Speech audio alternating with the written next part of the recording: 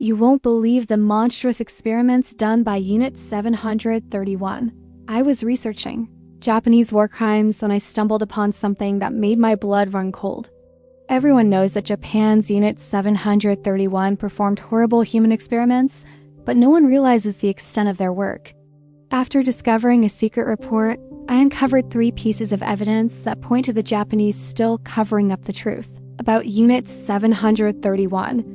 And you definitely don't want to miss this because it shows the entire world how corrupt Japan really is. It all started when I was going through Japanese military records from World War II. That's when I found an article about the Tokyo trials. It was interesting, so I continued reading and learned that it was the prosecution that found out about these horrific experiments. According to the report, after capturing some Japanese soldiers, the Allies interviewed them and got information about Unit 731. But here's the thing. The Japanese soldiers didn't regret what they did. In fact, some even thought it was great. This detail gave me chills when I first uncovered it. Why would the Japanese army think that infecting people with syphilis was a good thing? So I went deeper into the research and found that it wasn't just regular soldiers. It was actually higher UPS that were okay with these experiments.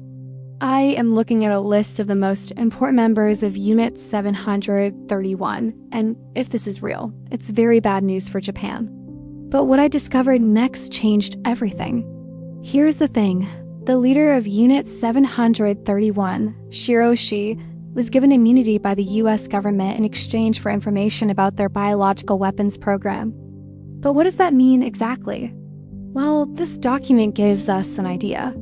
As you can see, the United States and Japan signed an agreement giving Ishii immunity from war crimes. This means he could walk free without ever going to jail. And to make things worse, he was allowed to take all the data he collected with him. Now you might be wondering why they did this, but there's only one reason. You see, Shiroshi had valuable information that the US wanted, and if they could get it from him, they didn't care what they had to do. Here's where things get even worse. To this day, there is still nobody that knows what kind of data Shiro Ishii gathered. We don't even know if he shared any of it with other high-ranking members.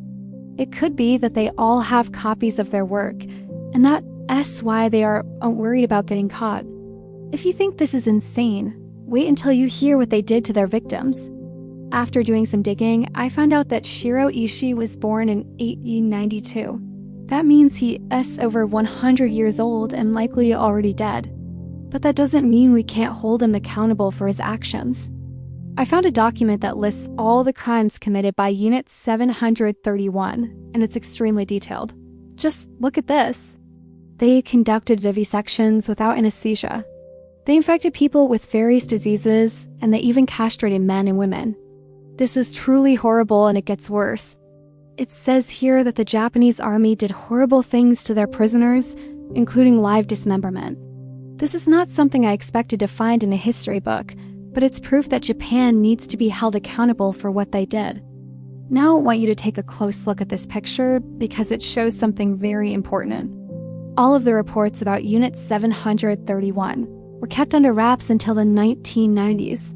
It says here that they had secret meetings to discuss what to do with the evidence. They knew that if the world found out, they would be in big trouble, but it wasn't just the leaders that were involved. Even low-ranking members helped cover up these crimes. So let me tell you a story about what happened to a victim who tried to expose the truth. It all started when a man named Shinichiro Kashiba visited Unit 731 to do his mandatory service. At first, it was going well. He followed orders, did his job, and stayed out of trouble. But then everything changed. Out of nowhere, his boss started harassing him. They yelled at him, insulted him, and made him work extra hours. Kasuga tried to ignore it, but it got worse over time. Then one day they took it too far. They framed him for stealing money and forced him to confess on camera. But Kashiba was innocent and wanted to clear his name. So he took a big risk. He went to the military police and told them what happened. But instead of helping him, they punished him even more. They sent him to a labor camp where he worked long hours and slept in a crowded room. Here's the worst part. While he was working, the military police came to him and asked him to sign a confession. They said that if he signed, he would go back to his old job. But Kashiba refused to do it because he didn't want to admit something he didn't do. This is when they took things too far. They brought him to a small room and forced him to sit down. Then they started asking him questions about the case. They said that if he confessed, they would give him a lighter sentence. But Kashiba still refused to sign. That's when the interrogation began. They screamed at him, hit him, and kept him awake for days. But Kashiba was determined to stay strong. He didn't want to admit something he didn't do. Finally, they gave up and sent him back to his old job. But Kashiba knew that they were just waiting for him to make a mistake. And that's when it happened. One day, he accidentally broke a tool, and the military police took advantage of it. They brought him to the small room again and forced him to sign a confession. Kashiba was devastated. He felt like he had no choice but to admit something he didn't do. And to make things worse, he knew that no one would believe him. Now, I want you to pay close attention because what I am about to tell you is very important. While researching this case, I found out that many victims were injected with a mysterious substance. They called it Serum 175, and it supposedly gave people superpowers. But in reality, it was a horrible experiment that left people with horrible side effects. Here's the thing, the Japanese army wanted to create a vaccine that could protect soldiers from diseases. But instead of doing it the right way, they injected people with dangerous viruses and recorded the results. This meant that many people died and those who survived suffered horrible side effects. Some became blind, others lost their limbs, and many more went insane. When I read this, I couldn't believe it. How could the Japanese army think that this was okay? It's like they didn't even care about the lives of their own soldiers, but it gets even worse. Not only did they inject people with dangerous viruses, but they also experimented with different ways to transmit them. This included using fleas, mosquitoes, and even rats. This is crazy, and it's not something I expected to learn about. But it shows how far the Japanese army was willing to go. They didn't care who they infected or how they spread the disease. They just wanted to see what would happen. I looked into this further and found that the Japanese army used two types of people for these experiments, soldiers and civilians. They recruited soldiers from all over Asia, including China, Korea, and Taiwan.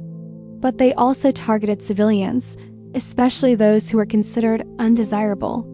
This included people with disabilities, criminals, and those who were suspected of being spies. They didn't care who they infected, they just wanted to see what would happen. And the worst part is that many of these people were not given any warning. They were simply injected with the virus and left to die. Those who survived were often left with horrible side effects and no one to help them. Now I want to tell you a story that will break your heart. It asks about a woman named Yanagi Ito who was pregnant when she was injected with Serum 175. She didn't know that the virus would affect her baby, but when she gave birth, everything changed. Her child was born with horrible deformities, and it was clear that the virus had taken its toll. I can't imagine what she must have felt like when she saw her child in that state. It was a horrible tragedy, and it's a reminder of the cruelty of these experiments. As I dug deeper, I came across a disturbing fact. The Japanese army kept records of their experiments, but they didn't just write down the results. They also did pictures and videos. And to make things worse, these pictures and videos were not destroyed. They were kept safe, and some of them may still exist. Can you imagine the horrors captured in those images? It asks a chilling thought, and it asks a reminder of the darkness that can exist in our world. Here's the thing, we don't know what these photos and videos show. Maybe they capture the faces of victims or the moments when they were injected. It's scary to think about, and it's a reminder of the cruelty of these experiments. But there's one more thing that I need to tell you about. It asks something that I found in a secret report, and it asks one of the most disturbing things I've ever read. According to the report, the Japanese army was not satisfied with just experimenting on humans. They also tested their weapons on people, and this included real live people. It's hard to believe, but it's true. They wanted to see how effective their weapons were, so they tested them on humans and recorded the results.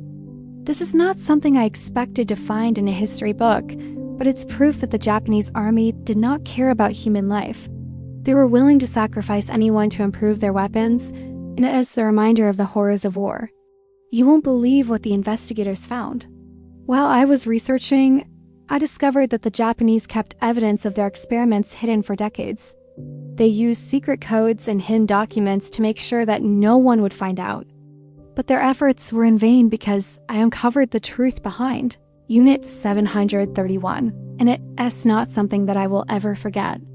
I hope this video has given you a better understanding of the atrocities committed by Unit 731. It's important to remember these events so that they never repeat themselves.